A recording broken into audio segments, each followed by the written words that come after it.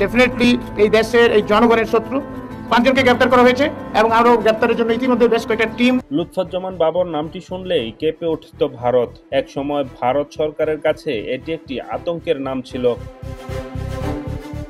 লুৎফুজ্জামান বাবর ভারতের 7 সিস্টারে বিদ্রোহী দল বানিয়ে ভারতকে অস্থিতিশীল করে দিয়েছিলেন, যার কারণে সে সময় ভারতে নিজেদের দেশের পরিস্থিতি স্থিতিশীল করার জন্য বাংলাদেশের অভ্যন্তরীণ ব্যাপারগুলোতে নাক গলানোর সময় পেত না। ভারতে গৃহযুদ্ধ শুরুর সময় বাবরের 10 ট্রাক অস্ত্র পাঠানোর সিদ্ধান্ত আরও বিপাকে ফেলতে যায় ভারত সরকারকে। এবার জানার বিষয় 7 সিস্টার কি। 7 সিস্টার হলো ভারতের অরুণাচল প্রদেশ, আসাম, ত্রিপুরা, নাগাল্যান্ড, মণিপুর, মিজোরাম ও মেঘালয়, এই 7 রাজ্যকে একত্রে 7 সিস্টার্স বলে। সে সময় অরুণাচল প্রদেশ, আসাম, ত্রিপুরা, নাগাল্যান্ড, মণিপুর, মিজোরাম ও মেঘালয় মূল ভারত থেকে আলাদা হওয়ার জন্য আন্দোলন করছিল। 2004 সালে সেখানে আন্দোলনকারীদের 10 ট্রাক অস্ত্র, গোলাবারুদ, রকেট লঞ্চার ভারতে পাঠাতে চেয়েছিল লুৎফুজ্জামান বাবর, কিন্তু শেষ পর্যন্ত করতে পারেনি। এ কারণেই তখন ভারতের কাছে এক আতঙ্কের নাম হয়ে উঠে সে।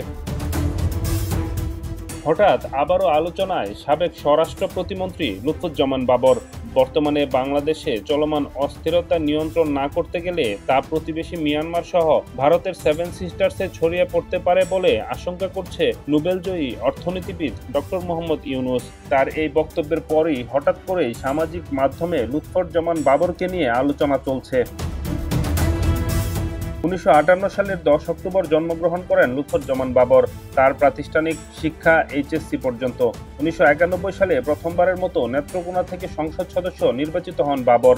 এরপর 1996 সালের 15 ফেব্রুয়ারি বিতর্কিত নির্বাচনেও তিনি সংসদ সদস্য নির্বাচিত হয়েছিলেন। সর্বশেষ 2001 সালে লুৎফুজ্জামান বাবর নেত্রকোনার একটি আসন থেকে সংসদ সদস্য নির্বাচিত হন। 2001 সালে বিএনপির নেতৃত্বাধীন জোট বাংলাদেশ সরকার গঠন করার পর যে কয়েকজন ব্যক্তি প্রবল ক্ষমতাবান হয়ে ওঠেন তাদের মধ্যে লুৎফুজ্জামান বাবর ছিলেন অন্যতম। মনে করা হয় যে বিএনপি নেত্রী এবং ওই সরকারের প্রধানমন্ত্রী খালেদা জিয়ার বড় ছেলে তারেক রহমানের সঙ্গে ঘনিষ্ঠতাই ছিল বাবরের ক্ষমতাবান হয়ে ওঠার মূল ভিত্তি। 2021 সালের 4 আগস্ট গ্রেনেড হামলা মামলায় 18 মার্চ 2022 সালে তারেক রহমান ও লুৎফুজ্জামান বাবর সহ নতুন তালিকাভুক্ত 30 আসামির নামযুক্ত হয়।